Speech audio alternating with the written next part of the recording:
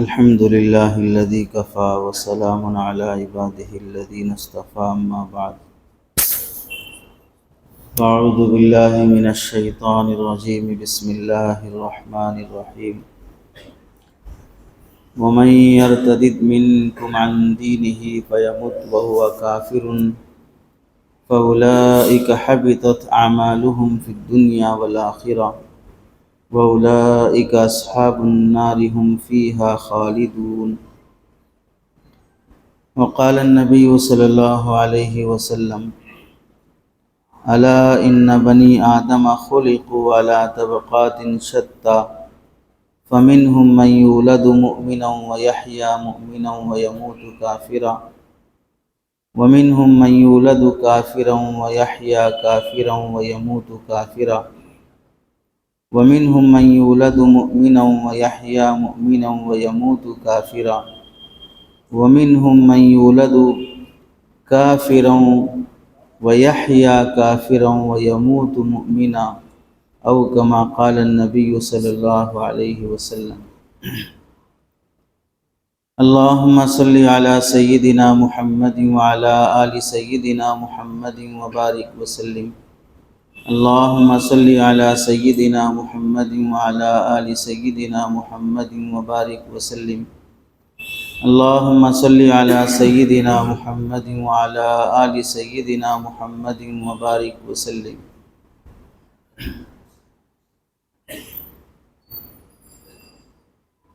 قابل قدر واجب الاحترام معزز علماء اکرام ائمہ اعظام عزیز ساتھیوں بزرگوں اور دوستوں، قرآن مجید کی آیت اور حدیث پاک کی روشنی میں جس عنوان کے تحت کچھ باتیں عرض کرنی ہیں، موجودہ زمانے میں جو نئے فتنے ابھر رہے ہیں، ان سارے فتنوں کا مرکز ایک ہی ہے کہ مسلمانوں کو ایمان سے خالی کر دیا جائے۔ اگر مسلمان بخوشی 100 بار اللہ نہ کرے اس بات پہ راضی ہو جائے کہ ہم کافر جو ہم سے کروانا چاہتا ہے، مورتی پوجا ہو، شرکیہ کام ہو، ایک خدا کا انکار کر دینا ہو، وہ کرنے پر راضی ہو جائیں تو پھر کسی مسلمان کو کوئی نہیں ستائے گا۔ وَلَن تَرْضَىٰ عَنكَ الْيَهُودُ وَلَا النَّصَارَىٰ حَتَّىٰ تَتَّبِعَ مِلَّتَهُمْ، یہود و نصارہ یا کافروں کی جماعت تمہیں اس وقت تک ستاتی رہے گی، وہ اس وقت تک راضی نہیں ہوں گے جب تک کہ تم اپنا ملت ابراہیمی چھوڑ کر ان کی ملت، ان کے دین و شریعت کو اپنا لو۔ تو یہ حالات آنے کی بنیاد ایمان ہے۔ انہیں ایک اللہ کو ماننا پسند نہیں ہے۔ اس ایک اللہ کو ماننے کے تحت میں جو احکام آئیں گے، وہ سارے احکام بھی ان کے نشانے پہ رہیں گے، تو انہیں داڑھی پر بھی اعتراض ہوگا، نماز پر بھی ہوگا، حجاب پر بھی ہوگا، شریعت پر بھی ہوگا، میراث پر بھی ہوگا، خلا طلاق پر بھی ہوگا، مسلم پرسن اللہ پر بھی ہوگا، ہر چیز پہ اعتراض ہوگا، چونکہ یہ سارے اعمال ایک اللہ کو ماننے پر موقوف ہیں۔ جب ادھر نہیں مانا تو یہ کیوں مانے گا؟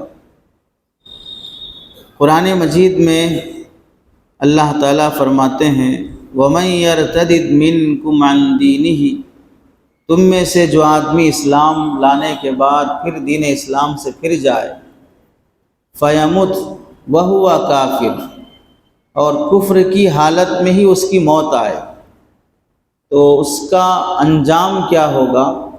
فَأُولَئِكَ حَبِطَتْ أَعْمَالُهُمْ فِي الدُّنْيَا وَالْآخِرَةِ، ایسے لوگ دنیا میں بھی برباد رہیں گے، آخرت میں بھی برباد رہیں گے۔ ان کے جو بھی اچھے کام ہیں نہ انہیں دنیا میں کام آئیں گے نہ آخرت میں کام آئیں گے۔ وَأُولَئِكَ أَصْحَابُ النَّارِ، اور یہ لوگ جہنمی ہیں، ہم فیہا خالدون، اور ہمیشہ جہنم میں رہیں گے۔ تو اسلام سے پھر جانے پر 3 بڑی بڑی سزائیں آیت میں سنائی گئی۔ ایک تو دنیا میں کیے گئے سارے اعمال اکارت ہو جائیں گے، دوسرا یہ ہے کہ اللہ تعالیٰ جہنم میں ڈالیں گے، تیسرا یہ ہے کہ جہنم میں ہمیشہ رہنا پڑے گا، واپس نکلنے کا اب کوئی چانس باقی نہیں رہے گا۔ اس آیت کے تحت میں مفسرین جیسے تفسیر کرتے ہیں، فقہا نے بھی لکھا ہے، فقہ کی ایک کتاب ہے البحر الرائق، اس کے باب احکام المرتدین میں لکھا ہے فقد ظہر ان الردۃ افحش من الکفر الاصلی فی الدنیا والآخرہ، جو ماپیٹ کافر ہونا ہے اس سے زیادہ بدترین کفر شریعت کی نظر میں مسلمان ہو کر پھر کافر ہو جانا ہے۔ ماں پیٹ سے کافر بن کر پیدا ہونے والا اتنا بڑا برا انسان نہیں ہے جتنا مسلمان بن کر پھر کسی وجہ سے کافر بن گیا تو یہ جتنا بڑا برا انسان ہے۔ وجہ کیا ہے؟ اس کی دلیل یہ ہے، کافروں سے جنگ کرنے کے لیے شریعت میں 3 درجے رکھے گئے۔ پہلا درجہ یہ ہے کہ اگر دشمن تمہارے اسلام اور مذہب میں رکاوٹ پیدا کرے تو تم پہلے اسے سمجھاؤ اور دعوت دو، نہیں سمجھا یا سمجھ گیا مسئلہ نہیں ہے، نہیں سمجھا تو پھر اس سے یہ کہو کہ ہمارے ملک میں رہنا ہے تو ٹیکس دے کے رہو، جزیہ ادا کرو۔ جیسے ہر جگہ ہر ملک کے ٹیکس کا سسٹم ہے، چاہے اپنے ہوں کہ پرائے ہوں، جی ایس ٹی سب پے کر رہے ہیں، انکم ٹیکس پے کر رہے ہیں۔ اللہ کی دھرتی پہ رہنے کے لیے اس کا ٹیکس پے کرو، نہیں ہے اس کا بھی انکار کر دے تو پھر ٹھیک ہے، آر پار کی جنگ ہو جائے، جو زندہ رہے وہ آباد رہے، جو مر جائے پھر دیکھیں گے۔ یہ درجے رکھے گئے شرائط کے ساتھ۔ اب اس ملک میں چونکہ سیکولر ملک ہے، جمہوری ملک ہے، تو اس میں اس طرح کے جنگ کے اسٹیپ بائی اسٹیپ کام کے کوئی ایسے تصور اور تذکرے نہیں کیے جائیں گے، کیونکہ اس کی ضرورت بھی نہیں ہے، اس وجہ سے کہ یہاں پر اپنوں کو بھی دعوت کے ذریعے سے سمجھانے کے دروازے کھلے ہیں، غیروں کو بھی دعوت کے ذریعے سے سمجھانے کے دروازے کھلے ہیں۔ جب پہلا اسٹیپ باقی ہے کہ ہم سمجھا لے سکتے ہیں، اپنے اسلام کا تعارف کرا سکتے ہیں، اپنے اسلام کے حقائق بتا سکتے ہیں، تو پھر ہمیں لڑنے مارنے کی بات کرنے کی ضرورت نہیں رہتی۔ جو آدمی یہ کام نہیں کر پاتا ہے اسے اس طرح کی حماقت سوچتی ہے، جو شرافت سے چند بول نہیں بول سکتا وہ لڑائی جھگڑے کی باتیں کرنے لگتا ہے۔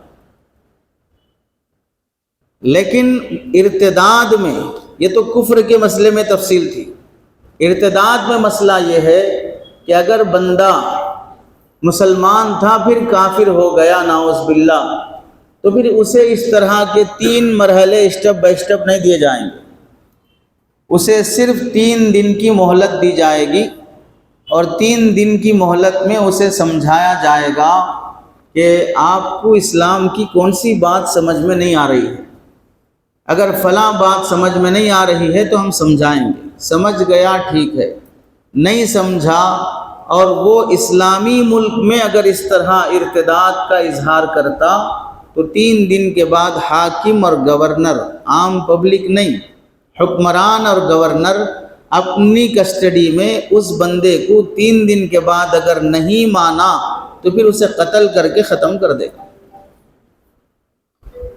اب چونکہ دنیا میں کوئی ملک اسلامی ملک نہیں ہے، سارے ملک مسلم کنٹری کہلاتے ہیں، جو بھی مسلمانوں کے نام پر ہیں مسلم کنٹری ہیں، وہ اسلامک کنٹری نہیں ہے، تو اس واسطے وہاں پر یہ احکام بھی نافذ نہیں ہوں گے، چونکہ وہاں اسلامی احکام ہے ہی نہیں ہے۔ جب اسلامی احکام نہیں ہے تو پھر اس طرح کی بات بھی نہیں رہے گی۔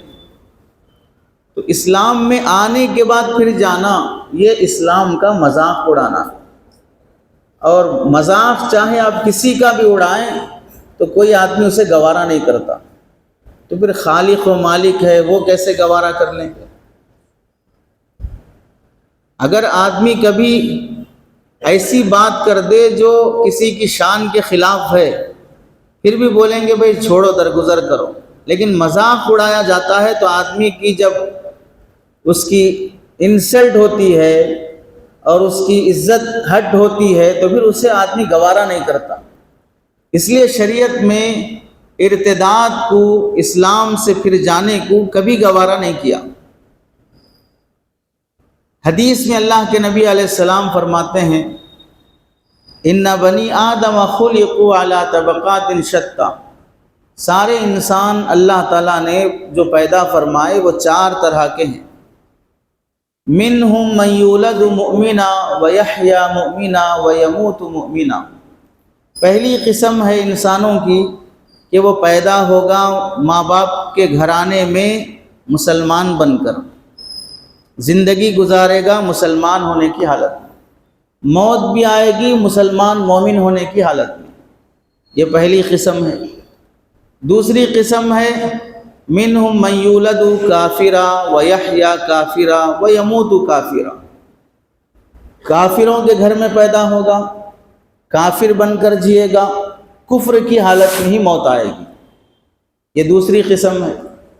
تیسری قسم ہے منہم من یولد مؤمنا ویحیا مؤمنا ویموت کافرا، ماں باپ کے گھر میں مسلمان ہونے کی حالت میں پیدا ہوگا، زندگی اسلام پر گزرے گی لیکن موت کفر کی حالت میں آئے گی، یہ تیسری قسم ہے۔ چوتھی قسم ہے منہم من یولد کافرا ویحیا کافرا ویموت مؤمنا، کافروں کے گھر میں کافر ہونے کی حالت میں پیدا ہوگا، کفر کی حالت میں زندگی گزرے گی لیکن موت جب آئے گی تو اسلام کی حالت میں موت آئے گی۔ یہ 4 قسمیں اللہ کے نبی علیہ السلام نے بیان فرمائے۔ اس میں ہم سمجھیں کہ ہم 4 قسم کے انسانوں میں سے کس قسم کی اس انسان میں داخل ہیں، پہلی قسم کے یا تیسری قسم کے۔ پہلی قسم پیدا ہوئے مسلمانوں کے گھر میں، زندگی گزارے مسلمان بن کر، موت بھی آئی اسلام کی حالت میں۔ تیسری قسم پیدا ہوئے مسلمانوں کے گھر میں، زندگی گزری اسلام کی حالت میں لیکن موت آئی کفر کی حالت میں۔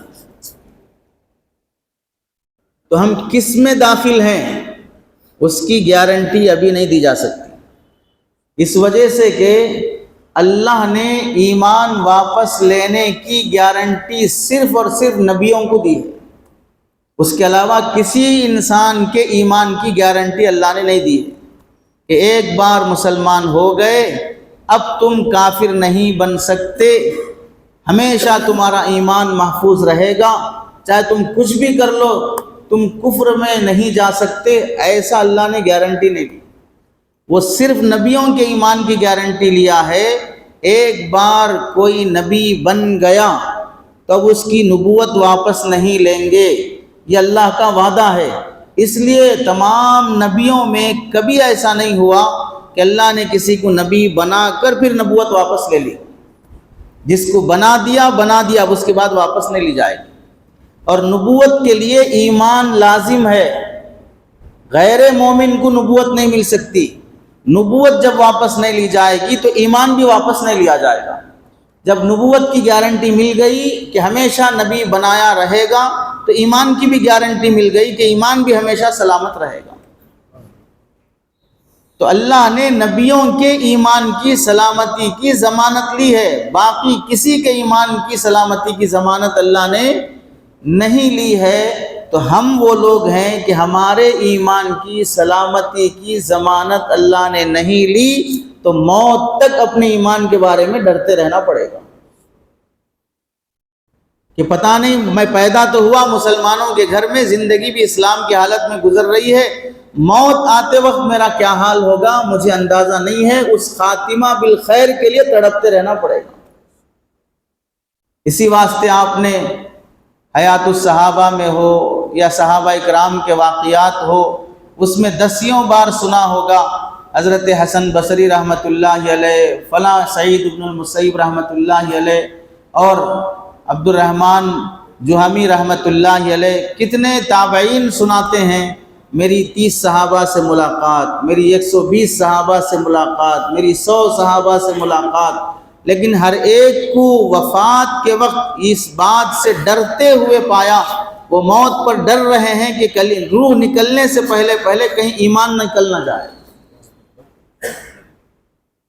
اس لیے ہم میں سے ہر شخص کو اپنے ایمان کے بارے میں ڈرتے رہنا چاہیے کہ اللہ موت تک ایمان سلامت رکھے۔ مشہور واقعہ ہے امام احمد بن حنبل رحمۃ اللہ علیہ کی وفات کے وقت جب ان کے بیٹے نے انہیں کلمہ پڑھانا چاہا تو وہ انکار کر رہے ہیں کہ ابھی نہیں۔ ہوش آنے کے بعد پوچھا، ہم کلمے کی تلقین کر رہے تھے اور آپ انکار کر رہے تھے، ہمیں ڈر لگا کہ امام احمد بن حنبل وقت کا مجدد مجتہد امام یہ بغیر کلمے کے اور کلمے کے انکار کے ساتھ جا رہا ہے۔ تو امام احمد نے فرمایا، اصل میں شیطان میرے پاس آ کر یہ کہہ رہا تھا کہ احمد تو میرے فتنے سے بچ گیا،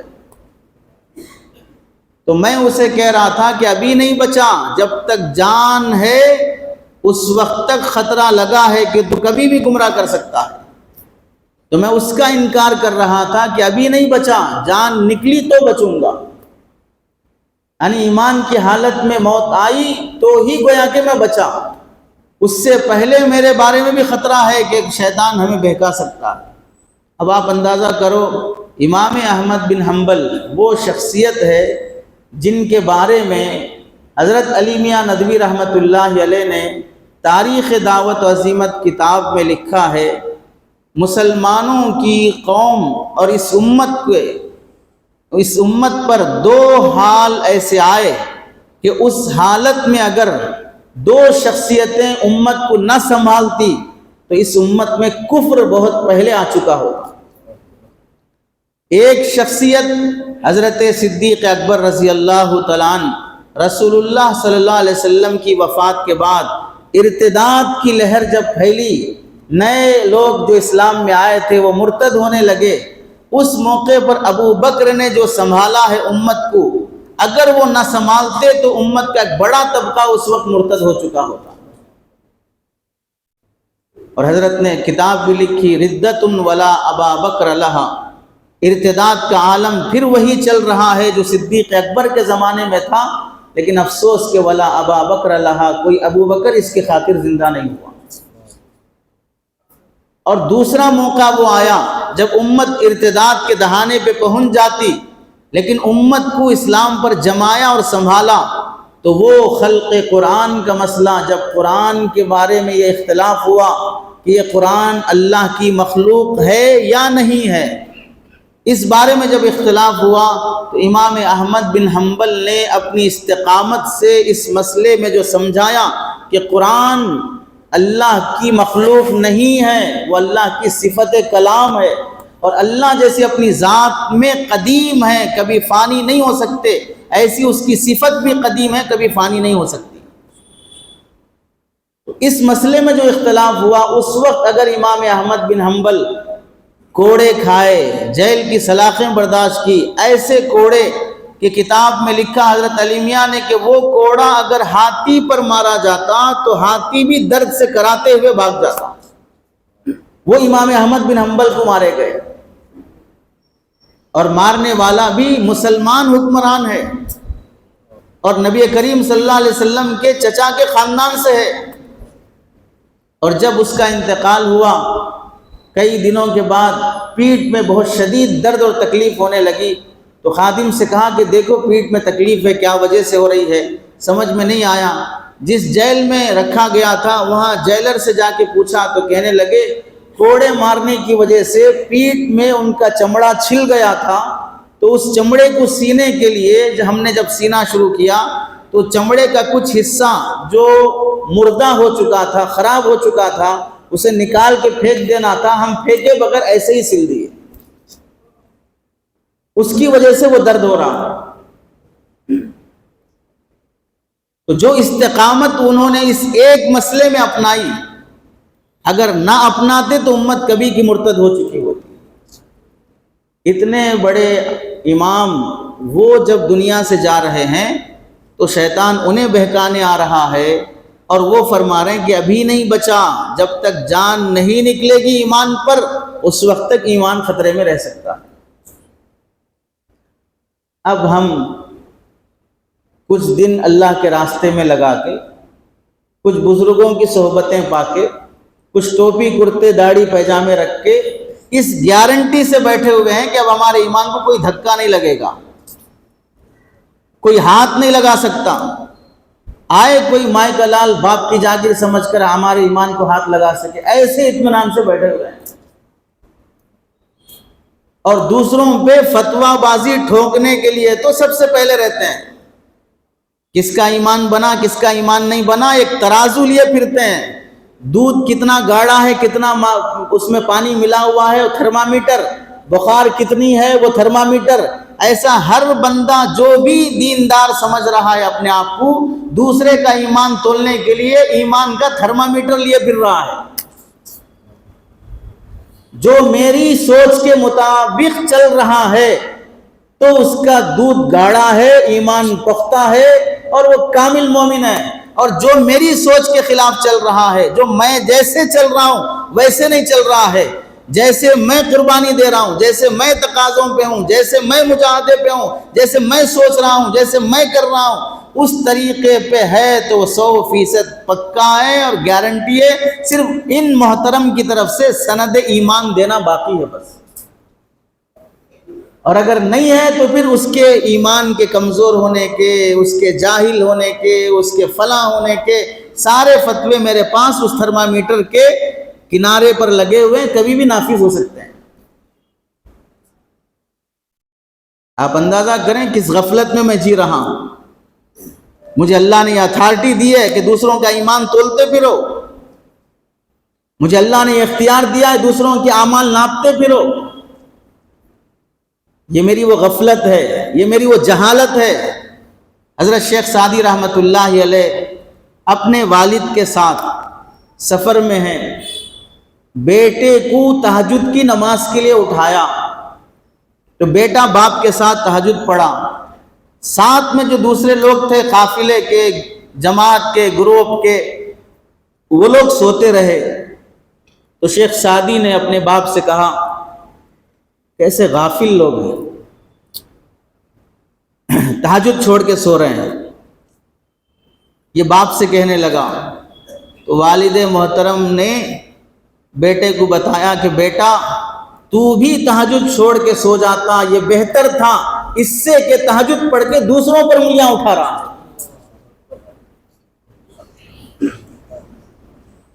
یہ تربیت کا حصہ ہے۔ میں کوئی دین کا کام کر لیا، میں قرآن پڑھ لیا، میں حدیث پڑھ لیا، میں فضائل پڑھ لیا، میں مسائل پڑھ لیا، میں داڑھی رکھ لیا، تو اب میں سامنے والے کو تول رہا ہوں کہ یہ صحیح ہے کہ غلط ہے۔ 5 وقت کی نماز میں دعائے معصورہ میں اتحیات اور درود شریف کے بعد جو ہم پڑھتے ہیں، یہ دعائے معصورہ سب سے پہلے رسول اللہ نے اپنی نماز میں پڑھی ہے۔ کیا مطلب؟ تکبیر تحریمہ باندھ کر کہ جو کھانا پینا، بات کرنا، ادھر ادھر دیکھنا، چلنا، جو سب حلال تھا، اللہ اکبر کہہ کے میں نے سب کو حرام کر دیا، اب نماز میں کوئی چیز جائز نہیں ہے، اب اس اللہ کے سامنے کھڑا ہوں، جھک رہا ہوں، اٹھ رہا ہوں، قرآن پڑھ رہا ہوں، تسبیح پڑھ رہا ہوں، یہ سب کر کے سلام پھیرنے سے پہلے کہہ رہا ہوں کہ اللہ میری مغفرت فرما، مجھے معاف فرما۔ معافی شراب پی کے نہیں، معافی زنا کر کے نہیں، معافی گناہ کر کے نہیں، معافی نماز پڑھ کر، نماز کے ختم پر معافی مانگنا سکھایا گیا۔ پتہ کیا چلا؟ شرابی کو معلوم ہے کہ میں گناہ کر رہا ہوں، نمازی سمجھ رہا ہے کہ میں معراج پہ جا کے آ رہا ہوں۔ اس لیے کئی لوگوں نے تو حدیث ہی گڑھ دیا الصلاۃ معراج المؤمن، کہ حضرت معراج سے تشریف لا رہے ہیں۔ عبادت پر سمجھایا گیا کہ اللہ سے معافی مانگو۔ اسی واسطے علماء نے فرمایا کہ وہ معصیت جو اللہ سے قریب کر دے بہتر ہے اس عبادت سے جو عبادت بندے کو مغرور کر دے۔ جس گناہ کے بعد بندہ توبہ کرے، روئے، اللہ کے سامنے گڑ گڑائے، آنسو بہائے، وہ گناہ بہتر ہے جو رونے پہ لا دیا اس عبادت سے جس عبادت کے بعد بندہ جری ہو گیا۔ اپنی عبادت سے دھوکے میں آ گیا. ہم اسی دھوکے کا شکار ہیں. جتنے دینداری کے لیبل لگائے گھوم رہے ہیں اسی دھوکے کا شکار ہیں. ورنہ اتنے بڑے بڑے اکابر، حضرت جی الیاس صاحب رحمۃ اللہ علیہ آخر عمر میں بیمار ہو گئے، دلی کی ہاسپٹل میں ایڈمٹ ہیں. حضرت مفتی شفیع صاحب رحمۃ اللہ علیہ عیادت کے لیے پہنچے. ڈاکٹروں نے بات کرنے سے منع کیا تو مفتی شفیع صاحب رحمۃ اللہ علیہ کو خادموں نے کہا کہ اجازت نہیں ہے. واپس جانے لگے تو سلام سنا دیں کہ دیوبند سے ایک مفتی صاحب آئے تھے. حضرت الیاس صاحب رحمۃ اللہ علیہ بیدار ہوئے، کوئی آئے تھے؟ مفتی شفیع آئے تھے. بلاؤ بات کر لیں گے. بلائے، بیٹھ، خیر خیریت ہوئی تو حضرت الیاس صاحب رحمۃ اللہ علیہ رونے لگے. کس وجہ سے رو رہے ہیں؟ یہ سوچ کر رو رہے ہیں کہ اللہ نے جو کچھ بھی کام لیا ہے دعوت و تبلیغ کا، لوگوں کی اصلاح و تربیت کا، کہیں ایسا نہ ہو کہ حدیث میں اللہ کے نبی فرماتے ہیں کہ کبھی کبھار اللہ تعالیٰ فاسق اور فاجر انسان سے بھی دین کا کام لے لیتے ہیں. میں وہی فاسق اور فاجر نہ ہوں جس سے اللہ دین کا کام لے رہے ہیں، لیکن میرا مسئلہ اٹک جائے گا. اس وجہ سے رو رہا ہوں. جس راستے کے بانی، جن کے صدقے سے یہ سارا کام ملا، انہیں ڈر ہے اپنی آخرت کا. یہ سب کرنے کے بعد خوف ہے اس بات کا کہ کہیں ایسا نہ ہو کہ میں وہ فاسق اور فاجر ہوں جس سے اللہ کام تو لیتے ہیں لیکن اس کی اپنی عمل کی وجہ سے اسے اٹکا دیتے ہیں. حضرت مفتی شفیع صاحب رحمۃ اللہ علیہ نے فرمایا حضرت آپ وہ نہیں ہو سکتے. وجہ کیا ہے؟ کیوں نہیں ہو سکتے؟ حضرت الیاس صاحب رحمۃ اللہ علیہ نے پوچھا کہ کیوں نہیں ہو سکتا ہوں؟ تو حضرت مفتی شفیع صاحب رحمۃ اللہ علیہ نے فرمایا جس بندے فاسق اور فاجر سے اللہ اپنے دین کا کام لیتے ہیں اسے اپنے فاسق اور فاجر ہونے کا احساس نہیں دیتے. آپ کو یہ احساس پیدا ہو گیا اور آپ ڈر رہے ہیں تو مطلب یہ ہے کہ آپ وہ فاسق نہیں. اور جو نڈر ہو کے چل رہا ہے اسے ڈرنا چاہیے اپنے فسق اور فجور پر. اب ہم دیکھ لیں کہ ڈر رہے ہیں کہ نڈر ہیں. اس کے بعد بھی نڈر ہو گئے تو پھر کیا حال ہوگا؟ جن کے طریقہ کار کی برکت سے داڑھی آئی، کرتا پیجامہ آیا، نماز آئی، دینداری آئی، جن کے طریقہ کار کی برکت سے آئی وہ تو ڈر رہے ہیں، اور جو بندہ آیا وہ نڈر ہو رہا ہے. اس قدر خوف کا مقام ہے.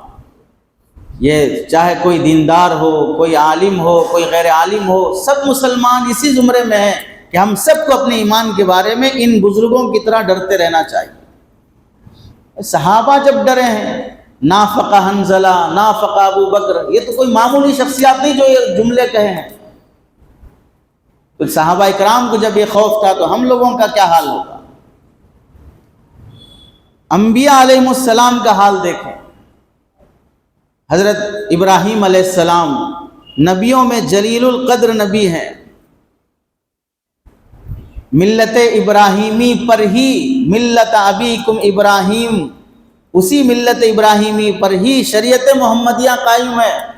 کئی مسائل حضرت ابراہیم علیہ السلام کے ذریعے سے اس امت کو ملے ہیں. حج کے مسائل، قربانی کے مسائل، فلاں مسائل.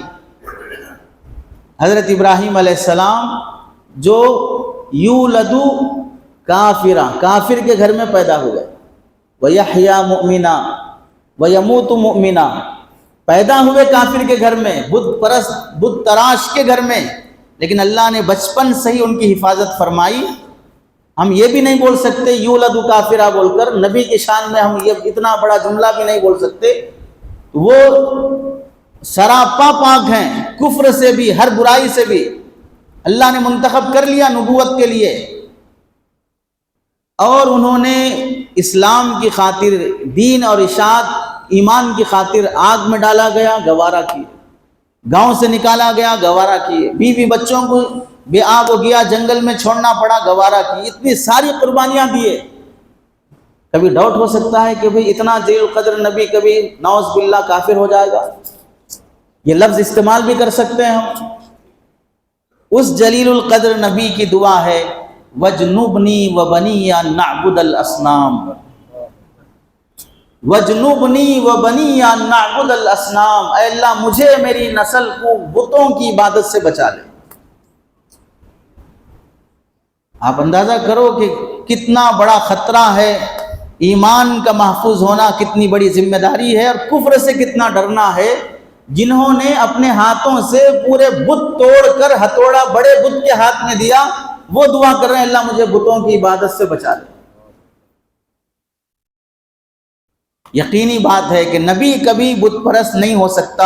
اس سے سمجھانا یہ ہے کہ نبی یہ دعا مانگ رہا ہے تو عام لوگوں کی کیا مجال کہ وہ اس سے نڈر ہو جائیں اور کفر اور شرک سے پناہ نہ چاہیں۔ حضرت ابراہیم علیہ السلام کے بعد ان کی اولاد میں حضرت اسماعیل، حضرت اسحاق، حضرت یعقوب علیہ السلام، ان کی اولاد میں یعقوب علیہ السلام یہ اتنے جلیل القدر نبی، ان کے بیٹے یوسف علیہ السلام نبی، خود یعقوب علیہ السلام نبی، ان کے والد اسحاق علیہ السلام نبی، ان کے بھائی اسماعیل علیہ السلام نبی، ان سب کے والد ابراہیم علیہ السلام نبی۔ 5 سلسلوں میں نبوت چل رہی ہے اور معمولی قسم کی نہیں، جلیل القدر انبیاء ہیں۔ آج تو 5 سلسلوں میں 5 نسلوں میں حافظ قرآن ملنا مشکل، عالم دین ملنا مشکل، دائی ملنا مشکل۔ دادا عالم تھے، بیٹا عالم بنا، پوتا عالم نہیں بن رہا ہے۔ دادا حافظ تھے، بیٹا حافظ بنا، پوتا حافظ نہیں بن رہا ہے۔ دادا دائی تھے، باپ دائی تھا، بیٹا دائی نہیں، نمازی نہیں بن رہا ہے۔ بقول حضرت عمر صاحب پالنپوری رحمۃ اللہ علیہ کے نسل کی تربیت نہ ہونے کی وجہ سے دائی کا جنازہ نکلتا ہے تو دعوت کا بھی جنازہ گھر سے نکلتا ہے۔ پھر لوگ بولا کریں گے باپ بڑا اچھا تھا، دادا بڑے اچھے تھے، یہی بولتے رہیں گے اور بولنے والے بھی چلے جائیں۔ تو 3 نسلوں میں نہ علم باقی رہ رہا ہے، نہ دعوت باقی رہ رہی ہے، نہ تزکیہ باقی رہ رہا ہے، نہ علم باقی رہ رہا ہے۔ یہ تو وہ خاندان ہے جہاں پر نبوت باقی رہ رہی ہے۔ وہ حضرت یعقوب علیہ السلام اپنے اولاد سے فرماتے ہیں ام کنتم شہداء اذ حضر یعقوب الموت اذ قال لبنیہ ما تعبدون من بعدی۔ کیا نبی کو ضرورت ہے یہ پوچھنے کی کہ میرے بعد تم کس کی عبادت کرو گے؟ نبی کی اولاد کو یہ گواہی دینے کی ضرورت ہے؟ قالوا نعبد الہک و الہ آبائک ابراہیم و اسماعیل و اسحاق الہا واحدا ونحن له مسلمون۔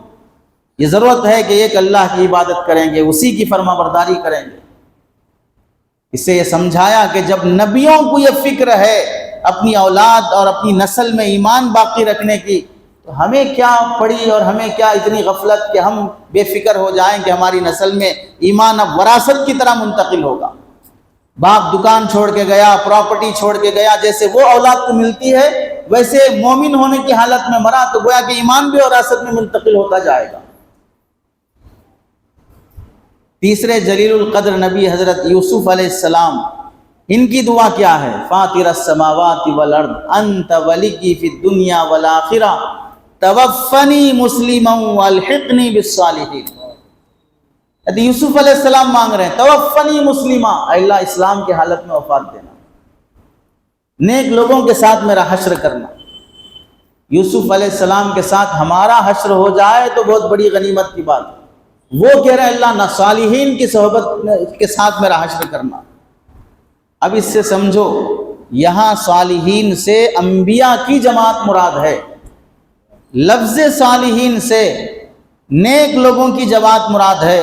انبیاء قرآن کے اس لفظی ترجمانی سے صالحین کی صحبت، جو اور مقامات پر بھی اللہ نے ذکر فرمایا اہدنا الصراط المستقیم کی تفسیر میں 5ویں پارے کی آیت جو پڑھتے ہیں من النبیین والصدیقین والشہداء والصالحین، ان کی صحبتوں سے جب نیک لوگ بے نیاز نہیں ہو سکتے، وَاصْبِرْ نَفْسَكَ مَعَ الَّذِينَ يَدْعُونَ رَبَّهُمْ بِالْغَدَاةِ وَالْعَشِيِّ يُرِيدُونَ وَجْهَهُ۔ ان آیات سے معلوم ہو رہا ہے کہ نیک لوگوں کی صحبتوں سے نیک لوگ مستغنی نہیں ہو سکتے، تو ہم کس کھیت کے ہیں کہ یہ بولیں کہ ہمیں نیک لوگوں کی صحبت کی ضرورت نہیں ہے، اور ہمیں خانقاہوں سے بیزارگی، اہل اللہ سے بیزارگی، صبح شام کے ذکر و مراقبے سے بیزارگی، اور یہ بولتے رہنا یا سوچتے رہنا کہ خانقاہوں سے کیا ہوتا ہے، بزرگوں سے کیا ہوتا ہے۔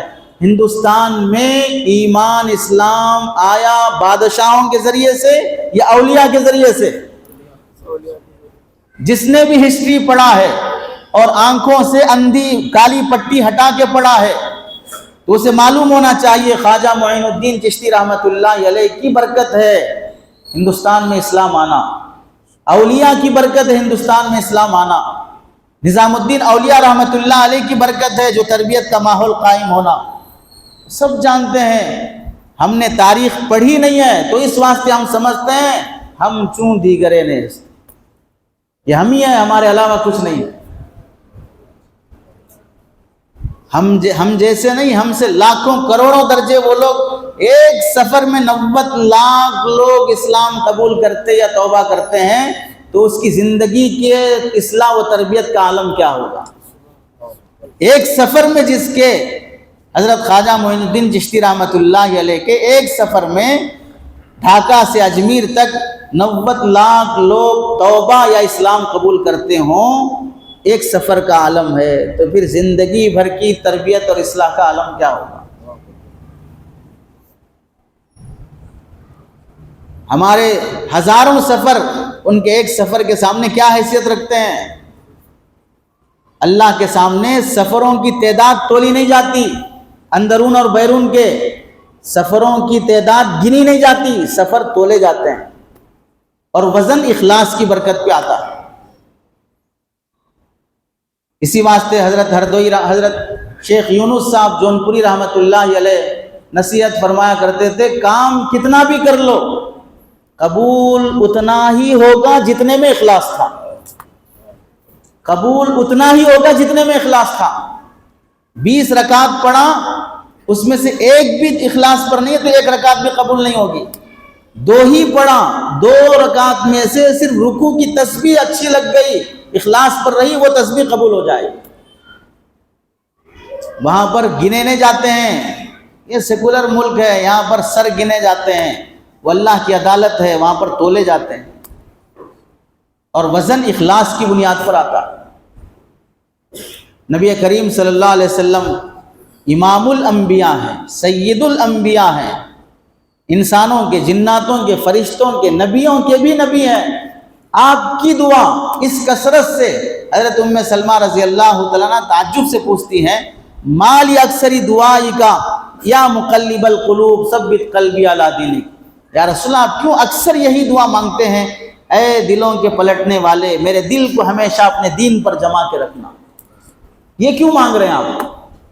نبی کریم صلی اللہ علیہ وسلم نے فرمایا، یا ام سلمہ انہ لیس آدمی الا وقلبہ بین اصبعین من اصابع اللہ۔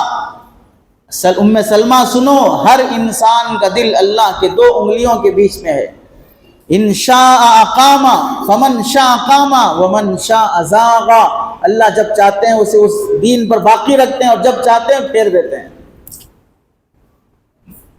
اسے کسی کی ضرورت نہیں ہے۔ وہ کبھی کبھار تو اپنی شان بے نیازی دکھانے کے لیے بھی آزمائش میں مبتلا کر دیتے ہیں۔ شبلی نعمانی جیسے کو انہوں نے مبتلا کر دیا تو ہم کیا حیثیت رکھتے ہیں؟ جن کے مریدوں میں جنید بغدادی جیسے لوگ ہیں، اپنے شیخ کے مرتد ہو جانے، خنزیر چرانے، عیسائی عورت کے یہاں چلے جانے، اس سب آزمائش پر رونے والے مریدوں میں جنید بغدادی ہے۔ اپنے شیخ کے آزمائش میں، اللہ نہ کرے 100 بار وہ آزمائش ہم پر آ جائے تو ہماری دعا کرنے کے لیے کوئی جنید بغدادی نہیں ہے۔ ایک سلیقے کا مسلی نہیں ملے گا جو دعا کر سکے، گھر کے افراد نہیں ملیں گے جو دعا کر سکے، انہیں تو حضرت جنید بغدادی جیسے مرید ملے تھے جو شیخ کی ہدایت کے لیے دعا کر سکے۔ تو نبی کریم صلی اللہ علیہ وسلم فرماتے ہیں، دل اللہ کے قبضے قدرت میں ہے، جب چاہے پلٹ دیتے ہیں۔ اس واسطے ہمیشہ مانگتے رہو اس بات کی اللہ سے مدد اور دعا کہ اللہ اپنے دین پہ باقی رکھنا۔ اور یہ آیت تو ہم سب اذا جاء نصر اللہ والفتح پڑھتے رہتے ہیں کہ قافلے کے قافلے، فوج کی فوج اسلام میں داخل ہوئی۔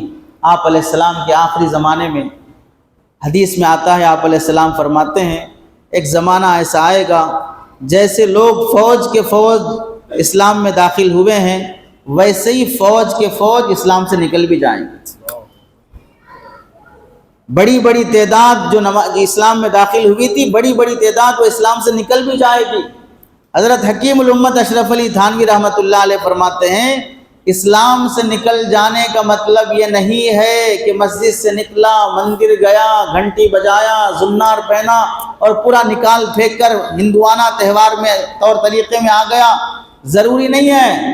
بہت سے وہ لوگ ہوں گے جو ٹوپی، کرتے، پاجامے، داڑھی سب حالت میں بلکہ عمرہ، حج، نماز، قرآن سب پڑھ کر بھی وہ اللہ کی نظر میں کافر ہوں گے. دلیل کیا ہے؟ حدیث میں ہے حضرت عبداللہ ابن عمر رضی اللہ تعالیٰ عنہما فرماتے ہیں، مصنف ابن ابی شیبہ کی روایت ہے، یاتی علی الناس زمان، ایک دور ایسا آئے گا، یجتمعون، لوگ جمع ہوں گے، وَيُصَلُّونَ فِي الْمَسْجِدِ، نمازیں ہوں گی مسجد میں، وَلَيْسَ فِيهِمْ مُؤْمِن، ان میں سے کوئی مسلمان نہیں رہے گا. نمازی ہے، مومن نہیں ہے. کس وجہ سے ایمان نکل چکا پتہ بھی نہیں ہوگا. امام بخاری رحمۃ اللہ علیہ نے اپنی کتاب صحیح بخاری میں باب الخوف من ان يحبط عمله وهو لا يشعر قائم کیا، اور اس کے تحت میں احادیث ذکر کی کہ ایسا دور بھی آئے گا کہ بندے کے سارے اعمال اکارت ہو جائیں گے، وهو لا يشعر، اسے خبر بھی نہیں ہوگی کہ میں کافر بن چکا ہوں، اس کا پتہ بھی نہیں چلے گا اسے. فتاوی شامی اہل فتاوی کی بہت معتبر کتاب ہے. اس میں علامہ شامی رحمۃ اللہ علیہ نے لکھا ہے عام آدمی کو چاہیے کہ وہ ہفتے میں ایک بار اپنے ایمان کی تجدید کرتا رہے اور تجدید کے طور پر کلمہ اس نیت سے پڑھے کہ میں مسلمان بن رہا ہوں. اور انہوں نے لکھا ہے کہ مہینے میں ایک مرتبہ وہ اپنے نکاح کی بھی تجدید کرتا رہے. پتہ نہیں کس گناہ کی وجہ سے نکاح ٹوٹ گیا اور میری زندگی گزر رہی حرام کاری میں، اس واسطے نکاح کی بھی تجدید کرتا رہے. علماء اکرام بیٹھے ہیں، ابھی گوگل میں سرچ کر کے بتا دیں گے فتاوی کی ویب سائٹ پر فتاوی شامی کی عبارت. 100 سال پہلے جب کہ کوئی یوٹیوب نہیں تھا، گوگل نہیں تھا، میڈیا نہیں تھا، انٹرنیٹ نہیں تھا، لیکن کفر اتنا عام ہونے کا اندیشہ تھا کہ عام آدمی کیا جملہ بول کر کافر ہو جائے گا پتہ نہیں، اس واسطے ہفتے میں ایک بار تجدید کلمہ، مہینے میں ایک بار تجدید نکاح کرتا رہے. انہوں نے یہ فقہا نے مذاق کے طور پہ نہیں لکھی ہیں عبارتیں. اسی واسطے پہلے وہ لوگ جو کالج پڑھے ہوئے آتے تھے اور ان کے نکاح ہوتے تھے تو بعض اپنے اکابر میں نکاح سے پہلے کلمہ پڑھاؤ، اس کے بعد نکاح کراؤ. یہ کتب فتاوی میں لکھا. پتہ نہیں کالج میں کتنی بار کفریہ کلمہ بک چکا ہے اور کافر ہو چکا ہے، اور کافر کا مومن سے نکاح نہیں ہو سکتا. پھر جب حالات دینداری کے آئے تو لوگوں نے کہا کہ میں مسلمان نہیں ہوں، کیوں کلمہ پڑھا رہے ہو؟ نکاح کے موقع پہ جھگڑے ہونے شروع ہو گئے. پھر سوچے چلو بھئی عافیت سے نکاح ہو جائے، کہاں لڑائی کرتے رہیں گے. ورنہ کفریہ کلمات اتنے عام، اتنے معمولی بن گئے لوگوں کے لیے. فتاوی تفسیر مظہری لکھنے والے مصنف قاضی ثناء اللہ پانی پتی رحمۃ اللہ علیہ، ان کو مالا بدہ منہ کتاب میں آخر میں باب الاحسان، جہاں مسائل کی پوری بحث ختم ہو گئی، اس کے بعد باب الاحسان، تصوف اور تزکیے کی اہمیت، اس کے بعد باب کلمات الکفر، کفریہ کلمات کے احکام، اس میں 50 سے زیادہ جزیات انہوں نے نقل کیے، جس میں بندہ یہ بولے تو کافر، یہ بولے تو کافر، یہ بولے تو کافر. اس واسطے ان سب سے بچنا چاہیے. یعنی مطلب جو بچہ عالم بننے کے لیے آئے گا وہ پہلی کلاس میں آئے گا تو پہلی کلاس میں اسے سکھا رہے ہیں بھئی یہ سب باتیں کفر ہیں، اسے نہیں بولنا چاہیے. اور ہم 60 سال کے ہو گئے پھر بھی وہ باب کلمات الکفر پڑھنے تیار نہیں، علماء سے سننے تیار نہیں ہے. حضرت حکیم الامت اشرف علی تھانوی رحمۃ اللہ علیہ فرماتے ہیں کہ اللہ کے بندوں، روزہ ٹوٹ گیا، آ کے حضرت سے پوچھ رہا ہے کہ روزے کی حالت میں کٹنگ کرا سکتے، روزے کی حالت میں انجیکشن دلا سکتے، روزے کی حالت میں گلوکوز چڑھا سکتے، انسولین لے سکتے، روزے کی حالت میں غسل کر سکتے، روزے کی حالت میں برش کر سکتے، روزے کی حالت میں کچی مسواک نیم کی فلاں کی کر سکتے. یہ چھوٹے چھوٹے مسئلے پوچھ رہا ہے. جیسے نواقض صوم، نواقض صلاۃ پوچھ رہا ہے، ویسے نواقض ایمان بھی پوچھا کرو کہ ایمان کس سے ٹوٹ جاتا ہے. روزہ ٹوٹ گیا تو پھر قضا ہے، ایمان ٹوٹ گیا تو ساری زندگی کے اعمال اکارت ہو جائیں گے.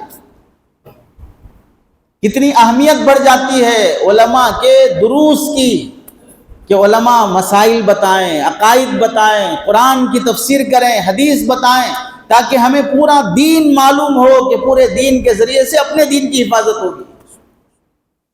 ورنہ تو وہی بات ہوگی جو ہمارے بڑوں نے سمجھایا، ہاتھی کا پیر پکڑ کر سمجھا یہی ہاتھی ہے، کان پکڑ کے سمجھا یہی ہاتھی ہے، سونڈ پکڑ کے سمجھا یہی ہاتھی ہے. ہاتھی اس میں سے کچھ بھی نہیں ہے.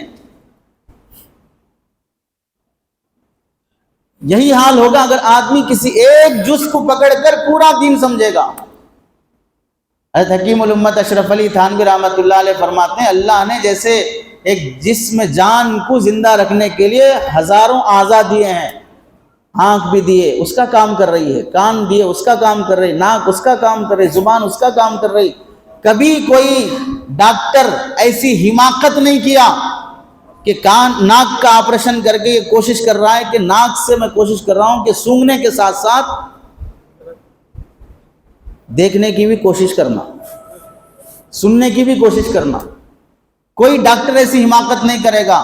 ناک شرافت سے سونگھ لے بس کافی ہے، آنکھ دیکھ لے بس کافی ہے، کان سن لے بس کافی ہے. کان سے دیکھنے کا مطالبہ، آنکھ سے سننے کا مطالبہ جیسے بے وقوفی ہے، ایسے ہی ہر آدمی سے دسیوں کام کا مطالبہ بے وقوفی ہے. یہ شعبہ رہے گا دیکھنے کا، یہ شعبہ رہے گا سننے کا، یہ شعبہ رہے گا بولنے کا، یہ شعبہ رہے گا سونگھنے کا، یہ شعبہ رہے گا چلنے پھرنے کا، یہ شعبہ رہے گا چھونے کا. جیسے انسان کے اعضاء کے مختلف کام ہیں، ویسے دین کے مختلف شعبے، ہر شعبہ اپنی جگہ پہ کام کرے گا تو دین مکمل امت میں زندہ رہے گا. اگر کسی شعبے کو پورا دین سمجھ لیا، وہ دیندار ہو ہی نہیں سکتا. اس نے نبی کے لائے ہوئے دین کے دوسرے شعبوں کا انکار کر دیا، چاہے زبانی ہو چاہے عملی ہو. اس واسطے یہ عاجز بعض مرتبہ تھوڑا نیچے اتر کر کہتا ہے، علماء اکرام کی محنتوں کے صدقے ہم دیندار بنے ہیں. دیندار بننے کے بعد ایسا نہیں ہونا چاہیے کہ ہم علماء کو دین سکھانے لگیں. تو مطلب یہ ہوگا کہ آپ بیٹے ہیں اور یہ باپ ہیں، آپ باپ بنے لیکن اپنے بیٹے کے، لیکن اپنے باپ کے باپ نہ بنے. آپ باپ بنے لیکن اپنے بیٹے کے، لیکن آپ اپنے باپ کے باپ نہ بنے. تو پھر یہ باپ نہیں، بیٹا نہیں، خاندانی سلسلہ رشتہ نہیں، نسب نہیں، کچھ باقی نہیں رہے گا. ہر شعبے کی قدر، ہر شعبے کی عظمت اس واسطے دعاؤں میں سکھایا گیا. پورے عالم میں دین زندہ ہونے کے لیے، پورے عالم میں دین زندہ ہونا ہو، کوئی ایک بندہ بتا دے کہ پورا دین سیکھنے کے لیے کسی کے پاس کوئی ایک کتاب ہے کہ اگر وہ ایک کتاب پڑھ لے گا تو پورا دین اسے معلوم ہو جائے گا. ایسی کوئی کتاب آج تک لکھی گئی ہے تو بتا دیں. کسی کے پاس ایک کتاب ایسی ہے کہ آپ پڑھ لیں گے، عقائد بھی آ جائیں گے، عبادات بھی آ جائیں گے، معاملات بھی آ جائیں گے، معاشرت بھی آ جائے گی، اس کے بعد آپ کو کسی کتاب کی ضرورت نہیں پڑے گی، پورا دین اس ایک کتاب میں آ گیا ہے. کوئی ایک کتاب ہے تو بتا. علماء اکرام سے پوچھ لیں ہیں کیا ایسے؟ ہمیں تو نہیں ملی آج تک کوئی ایسی کتاب. جب شعبے بن گئے، علم کلام کے لیے فلاں کتاب، عبادات کے لیے فلاں کتاب، معاشرت، تجارت، معاملات کے لیے فلاں کتاب، ہر شعبے کا الگ الگ ایک مستقل فن بن گیا، ائمہ بن گئے، تو ہم کسی کے بے نیاز نہیں ہو سکتے. اسے ہم تھوڑا اور نیچے اتر کے سمجھ جائیں. جب کوئی آدمی بیمار ہو جائے، آپریشن کی نوبت آئے اور آپریشن تھیٹر میں اسے لے جایا جائے تو آپریشن کون کرے گا؟ جس کے ہاتھ میں چاقو ہے وہ کر دے، تو قصائی کے ہاتھ میں بھی ہے پھر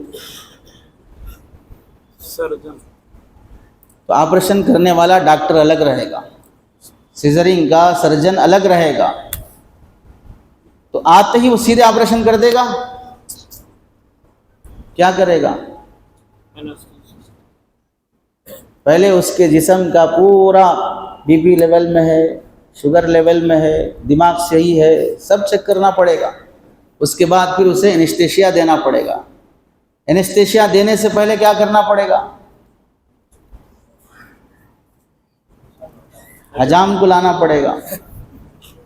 حجام کو لا کے جو بال آپریشن کے لیے غیر ضروری ہیں، نقصان دہ ہو سکتے ہیں، اسے نکالنا پڑے گا۔ اب کوئی ڈاکٹر یہاں پر حجام کی توہین تحقیر نہیں کرتا، ضرورت ہے میرا آپریشن فیل ہو جائے گا اگر وہ صحیح نہیں مڑائے گا۔ پتہ چلا ایک ہی شعبے کے ہیں لیکن ضرورت پڑنے پر آدمی پی ایچ ڈی کیا ہوا ہو، ڈی ایم ایم ڈی کیا ہو، لیکن سڑک کے حجام کو بہر صورت اپنے آپریشن میں معاون بنانا پڑے گا۔ وہ عزت سے بلاتے ہیں، ٹائمنگ رہتی ہے، وہ بھی اچھے ڈریس میں آتا ہے، اپنا کام کر کے جاتا ہے۔ اینستھیشیا کی ضرورت پڑی وہ اپنے حساب سے رہتا ہے۔ معلوم یہ ہوا بہت بڑے بڑے ڈاکٹر تو وہ ہیں جنہیں انسولین انجیکشن دینا نہیں آتا، اس کے لیے الگ سے کوئی ہونا نرس جو انجیکشن دے سکے۔ بعض ڈاکٹر ہوتے ہیں جنہیں گلوکوز وغیرہ چڑھانے کے لیے رگ پکڑنا نہیں آتا، چونکہ وہ اس کی فیلڈ ہی نہیں ہے۔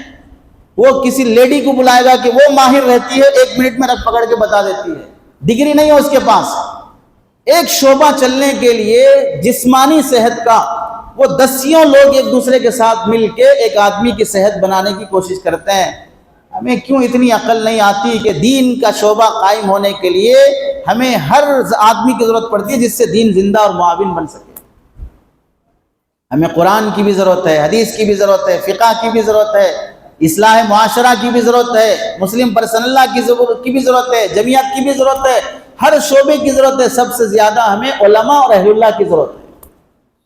ان سے علم آئے گا، ان سے عمل آئے گا، اور کوئی ان سے بے نیاز ہو ہی نہیں سکتا ہے، ورنہ دینداری بزرگی گمراہی کا نام رہے گا۔ تو انبیاء علیہم السلام جب اپنے ایمان کی حفاظت کے لیے دعائیں مانگ رہے ہیں، اللہ دل کبھی بھی پلٹ سکتے ہیں، تو ہمیں اپنے ایمان کے بارے میں بڑے خطرے میں رہنا چاہیے۔ اس سے معلوم ہوا ہمیں اپنے ائمہ اکرام سے فتنوں کے دور میں، بالخصوص جب ہر طریقے سے فتنہ علم کی شکل میں بھی آتا ہے، فتنہ بزرگی کی شکل میں بھی آتا ہے، فتنہ بعض مرتبہ گروپ بندی کی شکل میں بھی آتا ہے، سیاست کی شکل میں بھی آتا ہے، مال دولت اولاد کی شکل میں بھی آتا ہے۔ بڑا مشہور جملہ ہے، یاد رکھنا چاہیے، وائرس کے زمانے میں ڈاکٹر کی سنو گے جان بچے گی، فتنوں کے زمانے میں علماء کی سنو گے ایمان بچے گا۔ وائرس کے زمانے میں ڈاکٹر کی نہیں سنیں قبرستان آباد ہوگا، فتنوں کے زمانے میں علماء کی نہیں سنیں کفرستان آباد ہوگا۔ کبھی بے نیاز نہیں ہونا چاہیے، اور بالخصوص جو دیندار طبقہ ہے، ہمیں علم و ذکر میں بھی علم کی علماء کی قدر سکھائی گئی، اور اکرام مسلم میں بھی ہمیں سکھایا گیا چھوٹوں پہ شفقت نہ کرے، بڑوں کی قدر نہ کرے، علماء کی عزت نہ کرے، وہ ہم میں سے نہیں ہو سکتا۔ ہماری تعلیم کا حصہ ہے، ہماری تربیت کا حصہ ہے، اس واسطے ہم کبھی ان علماء سے، ان اہل اللہ سے بے نیاز نہیں ہو سکتے۔ نبی کریم صلی اللہ علیہ وسلم کی تعلیمات کی روشنی میں صحابہ اکرام کی زندگیاں کیسے ایمان کے بارے میں خوف کیا کرتے تھے۔ ایک واقعہ کافی ہے عبرت کے طور پر۔ پہلا واقعہ حضرت ابن عباس رضی اللہ تعالیٰ عنہما فرماتے ہیں، ایک شخص رسول اللہ صلی اللہ علیہ وسلم کی خدمت میں حاضر ہوا، پڑھا لکھا تھا، اسلام قبول کیا۔ آپ علیہ السلام نے اسے وحی لکھنے کی خاطر کاتب وحی بنایا۔ کاتب وحی کا مطلب قرآن جو آسمان سے نازل ہو رہا ہے، پہلی بار اتنی آیتیں، تو فرسٹ ٹائم لکھنے کے لیے جس کو بلا کر بٹھائیں گے وہ کاتب وحی ہوگا۔ اس کے بعد دوسرے سب لکھ لو، ان سب کو کاتب وحی نہیں کہا جائے گا۔ آسمان سے اترنے کے بعد پہلی بار جس کے ذریعے سے آپ علیہ السلام لکھائیں وہی کاتب وحی ہوگا، اس کے بعد دوسرا کاپی کر لے وہ کاتب قرآن ہوگا، کاتب وحی نہیں ہوگا۔ بڑا مقام ہے کاتب وحی کا صحابہ کی نظر میں بھی۔ اس بندے کو اللہ کے نبی علیہ السلام نے وحی لکھنے کے لیے اپنے پاس رکھا، اس نے سورہ بقرہ یاد کیا، سورہ آل عمران یاد کیا، اور سورہ مومنون کی آیت جہاں پر اللہ نے انسان کی تخلیق کا تذکرہ کیا، اس میں آپ علیہ السلام آیتیں لکھاتے لکھاتے آخر میں غالباً ہے فاحسن الخالقین، یہ جملہ آپ علیہ السلام فرما ہی رہے تھے، وہ پہلے کہہ دیا فاحسن الخالقین، فتبارک اللہ احسن الخالقین، یہ جملہ نکل گیا۔ تو آپ علیہ السلام نے فرمایا ہاں یہی جملہ ہے، لکھو۔ یہاں سمجھو رسول اللہ کی صحبت کی برکت اتنی ہوئی، جو آیت ابھی نازل ہوئی اس نے سنا بھی نہیں ہے، صحبت کی برکت سے اللہ نے اس کے دل میں بھی ڈال دیا اور وہ قرآن کا حصہ بن گیا۔ تو ہمیں جو دین مل رہا ہے وہ ان نیک لوگوں کی صحبت کی برکت سے مل رہا ہے، اور جیسے ہی ملا تو ہم سمجھ گئے یہ ہمارے ابا حضور کی پراپرٹی تھی، تو ہم ان سے بے نیاز ہونا شروع ہو گئے۔ تو رسول اللہ سے وہ صحابی بھی بے نیاز ہو گئے اور جا کر کافروں سے مل کر کہنے لگے کہ ارے محمد پہ جو قرآن اترتا ہے وہ میں بھی بول سکتا ہوں، یہ کہہ کر نعوذ باللہ وہ انکار اسلام بھی کر دیے، رسول اللہ کی توہین تحقیر بھی کر دی اور اسلام سے نکل گئے۔ جس کی صحبت کی برکت سے ملا تھا اسی کی صحبت کا انکار کر دیے۔ یہاں سمجھو جن شعبوں سے ہمیں دین مل رہا ہے ہم ان شعبوں کا انکار کر دیں گے تو وہی ان شعبوں کے خیر سے محروم ہو جائیں گے۔ ہمیں علم مدارس سے ملتا ہے، ہمیں تقوی طہارت اہل اللہ کی صحبت سے ملتا ہے، ہمیں بنیادی دینداری دعوت و تبلیغ کی محنت سے ملتی ہے، کسی محنت کا انکار نہیں کیا جا سکتا۔ یہ ابتدائی درجہ ہے، تبلیغ کے احسانات ماننا ہوگا۔ اس کے بعد علم کا درجہ ہے، ان کے ذریعے سے مسائل ساری زندگی کے شریعت مطہرہ کے حل ہوں گے، ان کے آگے اپنے تقوی طہارت کے مسائل اہل اللہ سے حل ہوں گے، کسی شعبے کا انکار نہیں ہوگا۔ اگر انکار ہوا تو پھر اس شعبے کے خیر سے بندہ محروم کر دیا جائے گا۔ جب چلے گئے چند دنوں کے بعد بندہ انتقال ہو گیا، دفنانے کے لیے قبر کھودی گئی، قبر کھود کے جیسے ہی پلٹے فوراً قبر نے اٹھا کر باہر پھینک دیا، دوسری جگہ کھودے، تیسری جگہ کھودے، جہاں بھی دفناؤ قبر باہر پھینک رہی ہے ڈیڈ باڈی کو۔ ابن عباس رضی اللہ تعالیٰ عنہما کے پاس آ کر سنایا تو آپ نے فرمایا ساری زمین اس کی قبر بن جائے تو بھی زمین اسے قبول نہیں کرے گی، اسے چھوڑ دو، چیل کوے گدھ کھا کر ختم کر دیں گے، اس کا عذاب دنیا سے ہی شروع ہو جائے گا، کیونکہ اس نے جس کی صحبت اور جس کی تربیت کا انکار کیا ہے وہ کوئی معمولی شخصیت نہیں ہے۔ تو آپ اندازہ کرو نبی کی صحبت کسی کو ایک بار مل جائے کتنا مقام بلند ہو جاتا، کاتب وحی بن جائے درجہ بڑھ گیا۔ پھر نبی کی صحبت میں سورہ بقرہ آل عمران یاد کر لے، آج کتنے دینداروں کو سورہ بقرہ آل عمران یاد ہوگا؟ یاد بھی ہو جائے تو نبی کی صحبت میں تو یاد نہیں ہوا، کاتب وحی تو نہیں بنا، صحابی تو نہیں بنا، کتنے فضائل تھے شروع میں، لیکن جب اسی فیض کا انکار کر دیا تو انجام کہاں پہنچا۔ اس لیے ڈرتے رہنا چاہیے، جو ملا ہے کبھی بھی اپنی اصلیت کو نہیں بھولنا چاہیے کہ جہاں سے ملا۔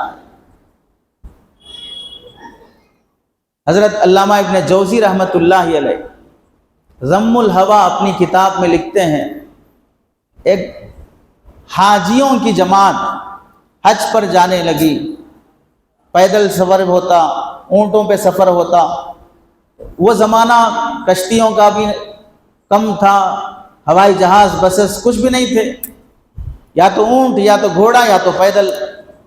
تو پیدل سفر حج پر نکلے تو کتنی بڑی مجاہدے کی بات، نہ سڑکیں بنی ہیں، نہ روڈ بنے ہیں، نہ کہیں ہوٹل ہے، نہ کوئی ٹھکانہ ہے، آدمی اپنا توشہ لے کے چلنا ہے، کہیں کھلانے پلانے والے نہیں ہیں۔ آج کے زمانے کے پیدل حج سے بھی لاکھ درجے اس زمانے کا مشکل تھا۔ حج ایک جگہ پر وضو بنانے یا پانی پینے کے لیے رکے، ان میں سے ایک آدمی کی عیسائی لڑکی پر نظر پڑ گئی، وہی اس کا دل پلٹ گیا، اپنے دوستوں سے کہا کہ تم آگے جاؤ، میں بعد میں آتا ہوں۔ پانی پی کر یا وضو بنا کر سیدھے اس لڑکی کے پاس گیا اور کہنے لگا میں تم پر عاشق ہو گیا ہوں، میں تم سے نکاح کرنا چاہتا ہوں۔ اس نے کہا کہ میں عیسائی ہوں، تم مسلمان ہو، نہیں ہو سکتا۔ کہنے لگا میں اسلام چھوڑنے تیار ہوں۔ تو وہ کہنے لگی میرے باپ سے بات کر لو۔ جا کے باپ سے بات کیا، کہنے لگا اگر اسلام چھوڑ کے ہمارے مذہب میں آتے ہو تو پھر ہم تیار ہیں۔ شادی ہو گئی، 1-2 بچے ہو گئے۔ یہ حج کا قافلہ جا کر پتہ نہیں کب واپس آیا، پھر وہاں سے گزرتے ہوئے اسی بستی میں آ کر لوگوں سے پوچھا کہ ہمارا ایک ساتھی یہاں اتنے سال پہلے رک گیا تھا، وہ کہاں ہے؟ لوگوں نے بتایا اس عیسائی گھر میں جا کے معلوم کرو۔ جب وہاں جا کر پوچھا تو کہنے لگے وہ تو انتقال ہو گیا ہے، میں اس کی بیوی ہوں اور یہ اس کے بچے ہیں۔ عیسائیوں کے قبرستان میں اسے دفنایا گیا۔ یہ لوگ روتے ہوئے اس کی قبر کے پاس گئے اور اتنا رونے لگے اور اللہ کی بے نیازی دکھانے لگے کہ اللہ ہمارے ایمان کی حفاظت کرنا، حج پہ جانے والے حاجی کے دل کو پلٹ کر مرتد بنا کے، کافر بنا کے عیسائیوں میں دفنا دیا۔ مسجد آنے والا کیسے مغرور ہو سکتا ہے؟ اپنے چھوٹے موٹے دین کے کاموں پہ کیسے مغرور ہو سکتا ہے؟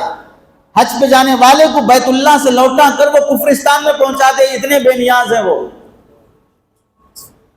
تو وہاں رونے لگے تو وہ خاتون جو اس کی بیوی تھی، وہ ان کے رونے کو دیکھ کر تعجب سے پوچھا یہ تمہارا بھائی تھا، خاندانی رشتہ داری تھی کہ اتنا رو رہے ہو؟ میرا شوہر تھا، میں نے روئی اتنا جتنا تم رو رہے ہو۔ تو یہ لوگ کہنے لگے موت پر رونا نہیں آ رہا ہے، بغیر کلمے کے موت پر رونا آ رہا ہے،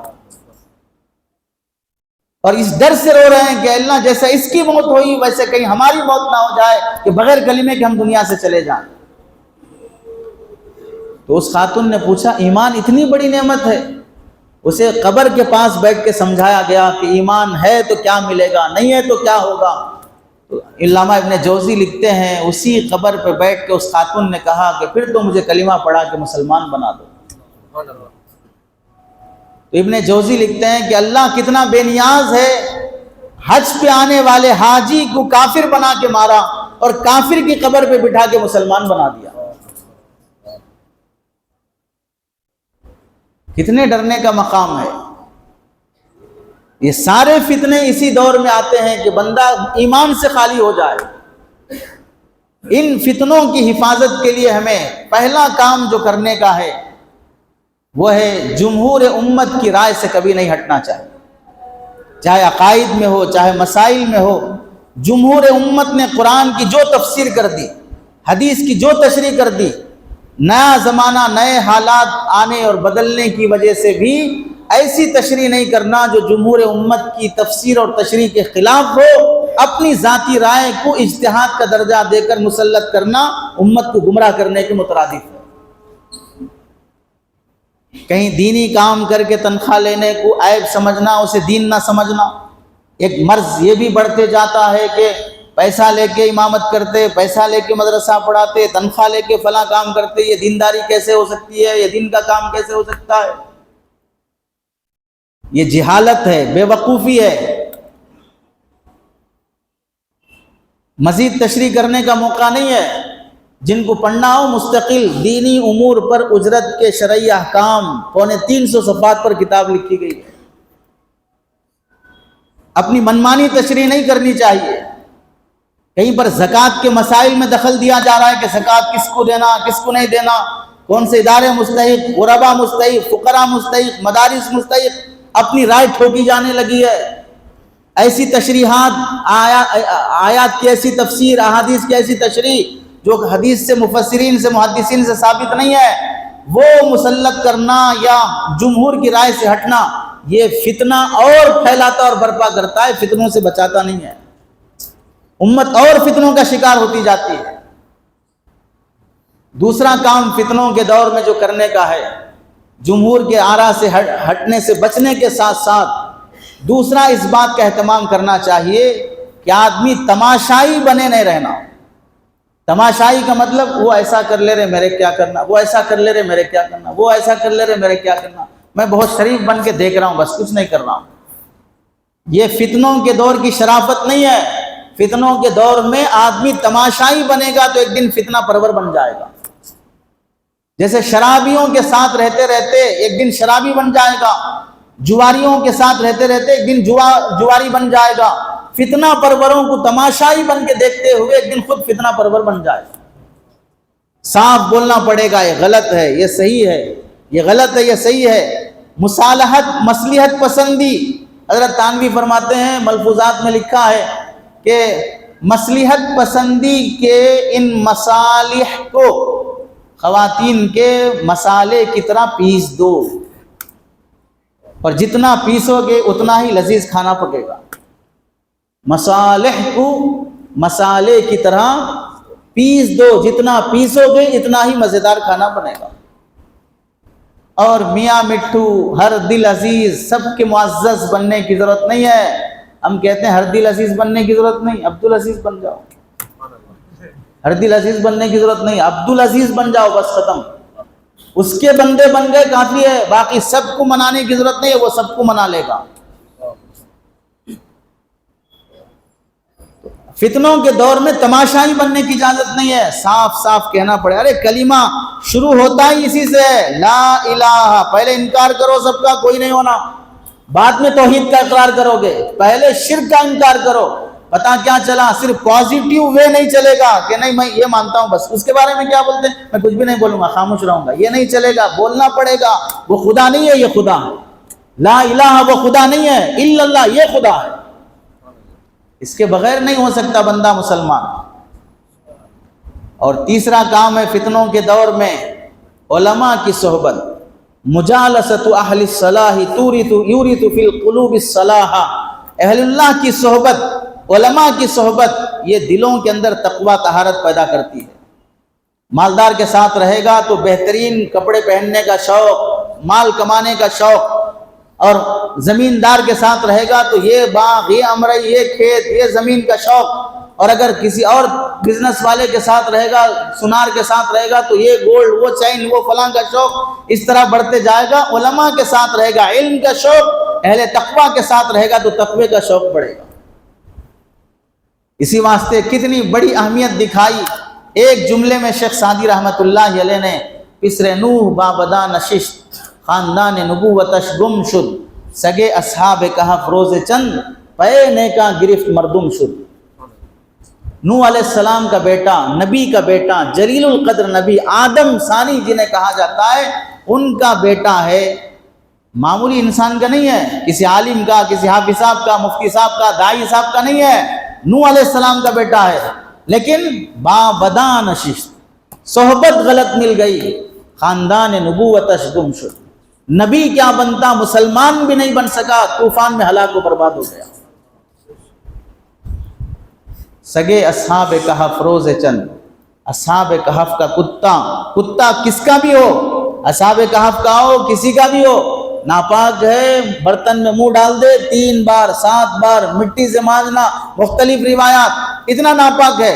لیکن پے نیکاں گرفت، چند دن نیک لوگوں کی صحبت اپنایا، مردم شد. اللہ نے اس کا بھی بہترین تذکرہ قرآن میں کر دیا. اس سے سمجھ میں آیا صحبت اچھے لوگوں کی چاہیے. اور اس زمانے میں فتنوں کے دور میں اپنے ایمان کو بچانے کے لیے بہترین صحبت اہل اللہ کی اور اہل علم کی صحبت. وہ حاصل کرنے کا ایک طریقہ یہ ہے کہ اپنی اپنی مسجدوں میں دروس کا اہتمام کرنا. درس قرآن، درس حدیث، درس تفسیر، درس فقہ اور درس عقائد. 4 دروس ہر مسجد میں ہونے چاہیے. کہ ہمارا مسلمان 60 سال ہو گئے، 50 سال ہو گئے، دینداری کے نام پہ قرآن کی ایک سورت نہیں سمجھ سکے، مجرم بنا کر کھڑا کیے جائیں گے خدا کی بارگاہ میں.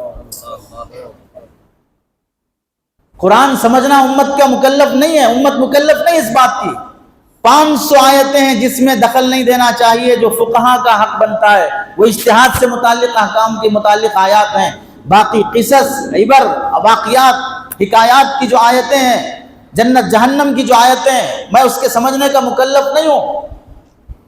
ایک آیت روزانہ نہیں سمجھ سکتا، عالم دین سے درخواست نہیں کر سکتا کہ مجھے قرآن کا مطلب سمجھا دیجئے، اس آیت کا مطلب سمجھا دیجئے. بجائے اس کے کہ میں سمجھنے کے سمجھانے والے سے کہہ رہا ہوں، امت میں ابھی قرآن سمجھنے کی صلاحیت پیدا نہیں ہوئی ہے۔ تو کیا 100 سال سے امت گھاس کاٹ رہی ہے؟ دین کے سارے شعبے جو قائم ہیں یہ سب گھاس کاٹنے کے لیے قائم کیے گئے کہ امت کو قرآن سمجھنے کی استطاعت پیدا نہیں کر سکے۔ یہ ہماری نفس کی مکاری ہے کہ میں سمجھنے تیار نہیں ہوں تو امت کا نام لے کے بول رہا ہوں کہ قرآن میں وہ صلاحیت پیدا نہیں، امت میں قرآن سمجھنے کی صلاحیت پیدا نہیں ہوتی۔ قرآن کی صلاحیت یہودی قرآن سمجھ رہا ہے، دشمن قرآن سمجھ رہا ہے، اس میں صلاحیت پیدا ہو گئی، اور میں دیندار ہو کے مجھ میں قرآن سمجھنے کی صلاحیت پیدا نہیں ہو سکی۔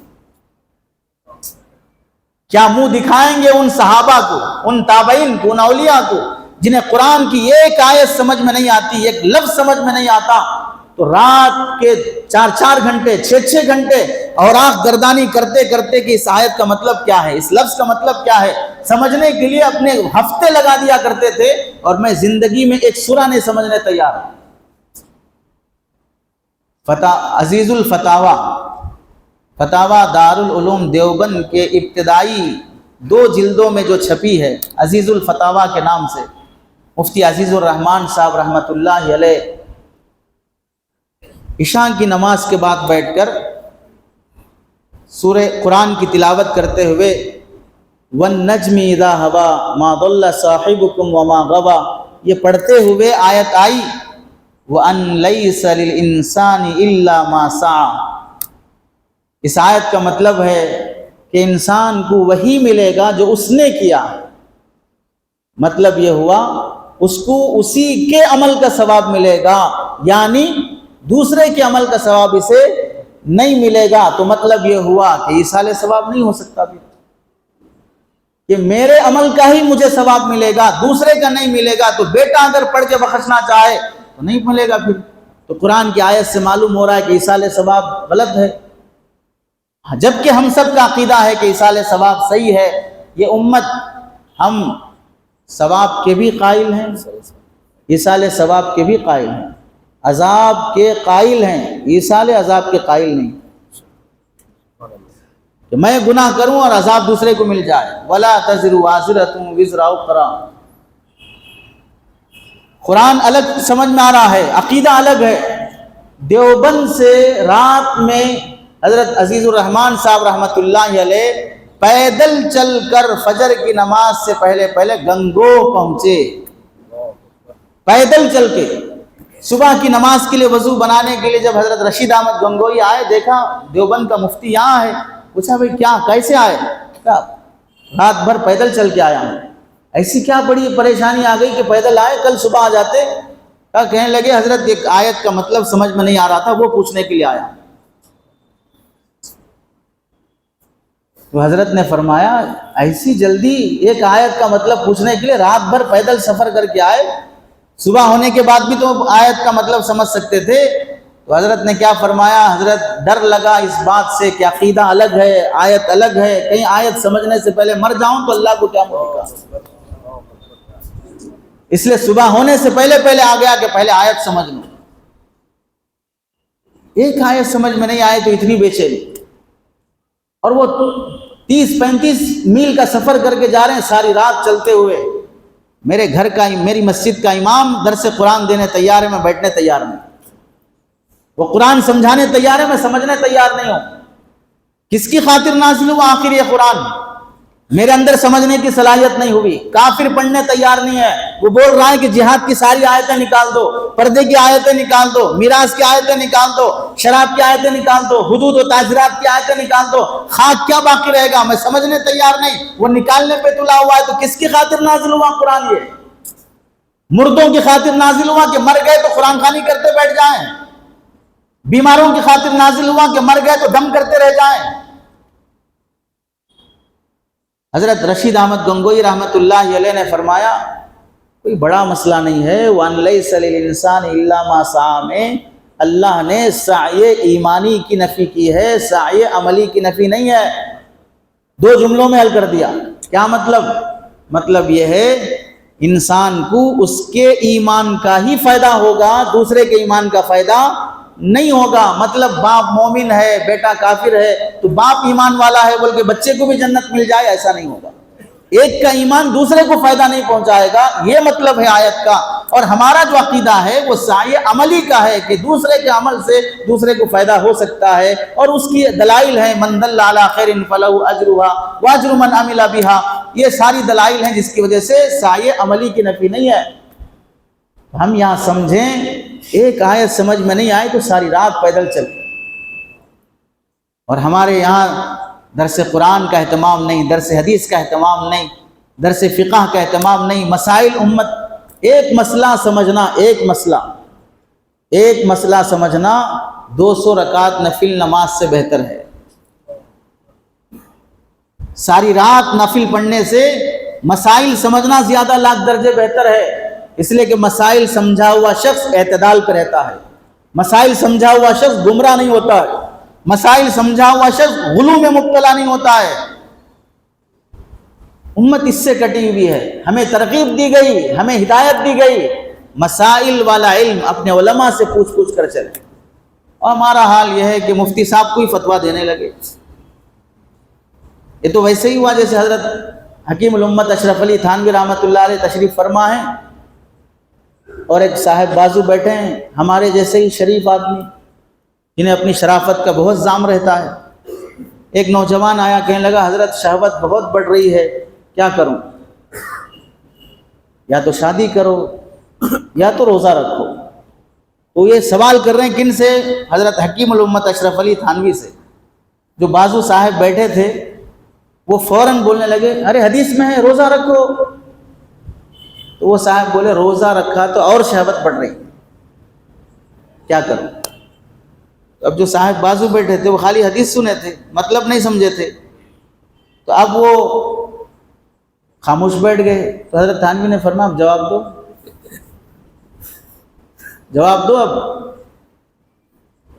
اب وہ پھیکا منہ ڈال کے ہی کر رہے، اب کیا ہوگا ہی کرنے سے؟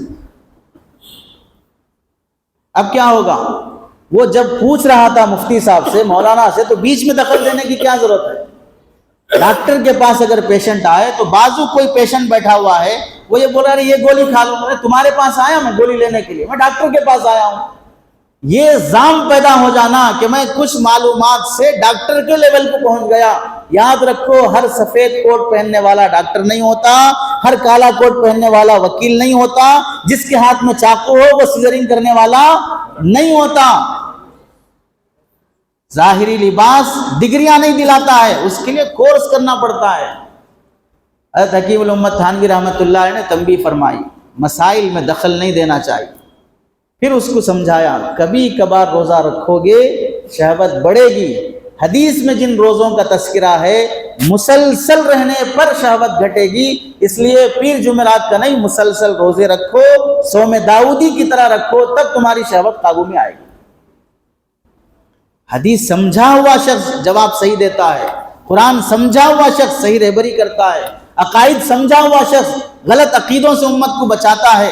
اس واسطے ہمارے پاس صحیح دروس کی ضرورت ہے، اور یہ نہ ہونے کی وجہ سے فتنوں کے دور میں آخری بات جو سب سے زیادہ بڑھتی جا رہی ہے، آپ کے علاقے میں ہو یا کہیں اور بھی ہو، جوڑا جہیز کی نحوست مسلمان سماج میں مال کے فتنے کے اسباب میں یہ فتنہ بھی داخل ہے۔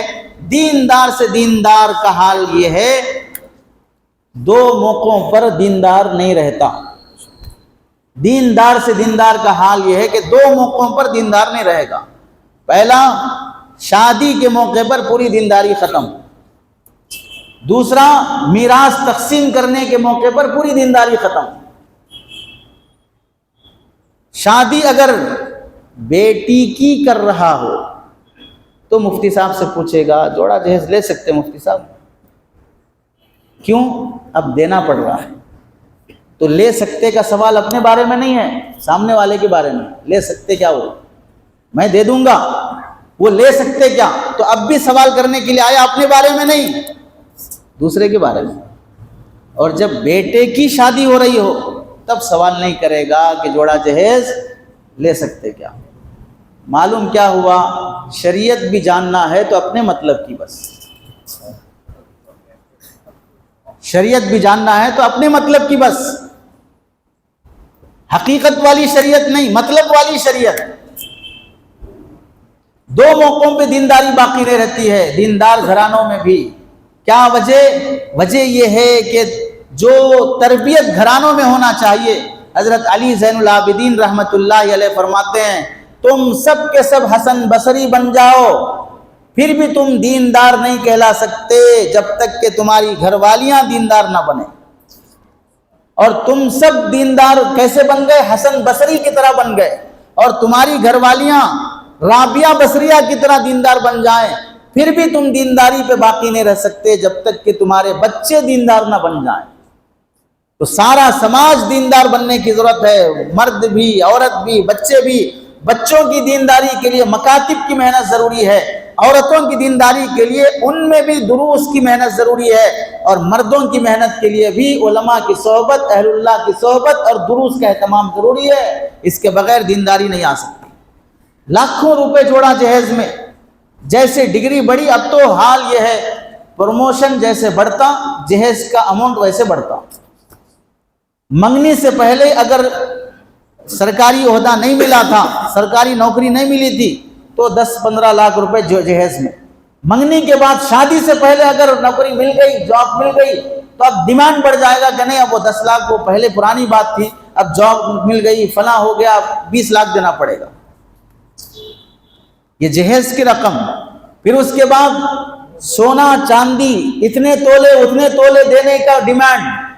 اور پھر یہ ڈیمانڈ بعض دینداروں میں ایسے ہوتا ہے کہ ہم کچھ بھی نہیں بولیں گے کیونکہ ہماری دینداری پہ نام آ سکتا ہے، دھبا آ سکتا ہے۔ تو دو طریقے اپنائیں گے۔ ایک طریقہ وہ بیچ میں جو بروکر رہتے رشتہ لگانے والے، ان سے بولنے لگوائیں گے، اپنی طرف سے بولنا، ہمارے حوالے سے نہیں بولنا، اپنی طرف سے بولو، اس میں سے جو کمیشن آتا لے لو۔ اور یہ لگانے والے بھی کوئی کافر نہیں ہوں گے، یہ بھی ماشاءاللہ تہجد گزار رہیں گے، یہ تہجد پڑھ کے نکلیں گے ڈیمانڈ کرنے کے لیے، صبح کے معمولات کر کے نکلیں گے ڈیمانڈ کرنے کے لیے۔ نہیں یہ اتنی بڑی جاب ہے، یہ نوکری ہے، دینا پڑتا، رشتہ ایسا کہاں ملتا بار بار، یہ وہ سب بول کے 10 کو 20 کیے، 20 کو 25 کیے، اور پھر اس میں سے ان کا جو 8% 5% جو رہے گا ان کا اپنا کمیشن مل جائے گا۔ یہ حرام خوری دینداروں میں چلے گی۔ فقہا نے لکھا ہے جوڑا جہیز کی رقم شرعاً رشوت کے حکم میں الراشی والمرتشی کلاہما فی النار، رشوت لینے دینے والا دونوں جہنمی ہے، چاہے وہ رشوت جوڑا جہیز کے نام پر ہی دو۔ اور فقہا نے یہ بھی لکھا ہے کہ اگر جوڑے جہیز کے پیسے سے کوئی آدمی ولیمے کی دعوت کرائے گا تو وہ ولیمہ سنت نہیں کہلائے گا، اس دعوت میں شریک ہونے کی اجازت بھی نہیں رہے گی۔ وہ مال حرام ہے جس سے وہ دعوت کر رہا ہے، رشوت کا پیسہ جس سے وہ دعوت کر رہا ہے۔ کیا دینداری آئی؟ دینداری صرف نماز کا نام ہے، داڑھی کا نام ہے، کرتے پیجامے کا نام ہے۔ دینداری جوڑا جہیز سے بچنے کا نام نہیں ہے، دینداری میراث صحیح تقسیم کرنے کا نام نہیں ہے، دینداری پارٹنر کو اس کا حق دینے کا نام نہیں ہے، دینداری لیا ہوا قرض ٹائم سے پہلے عزت کے ساتھ واپس کرنے کا نام نہیں ہے، دینداری پڑوسیوں کے حقوق ادا کرنے کا نام نہیں ہے، دینداری بد اخلاقی دور کر کے معاملات کی صفائی کا نام نہیں ہے۔ کیا نہیں ہے دینداری؟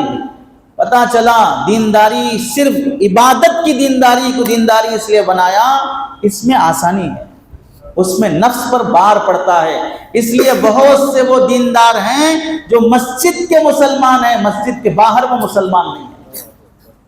مسجد کے دیندار ہیں، مسجد کے باہر اگر کوئی وہ ہوگا جو داڑھی کرتا پیجامہ دینداری سب ہے، اس کے بعد اگر کوئی آ کے چھیڑے کتنا لیے بچے کے جوڑے جہیز میں، خاموش رہو، باہر بات کریں گے بات۔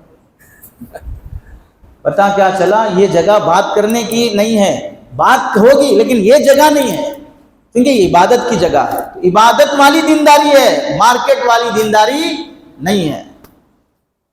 اس واسطے وہ سماج جو داڑھی سے نفرت، ٹوپی سے نفرت، کرتے پیجامے سے نفرت جو کر رہا ہے، یہ سجدے نہیں دیکھ رہا ہے، یہ ذکر و تسبیح نہیں دیکھ رہا ہے، وہ مارکیٹ کی دینداری دیکھ رہا ہے۔ مارکیٹ میں جھوٹ، دھوکہ، رشوت، سود، حرام خوری، ڈنڈی مارنا، پراپرٹیاں لوٹنا، لینڈ مافیا بن جانا، جوڑ جہیز کے ڈیمانڈ کر لینا، یہ ساری حالتیں وہ ہیں کہ مسجد کی دینداری اپنی جگہ پر، وہاں کی دنیا داری اور حرام خوری اپنی جگہ پر۔ یہ پہلا طریقہ ہے کہ جہاں پر جوڑا جہیز مانگنا ہو تو مشاطہ ہی کو استعمال کرتے ہیں۔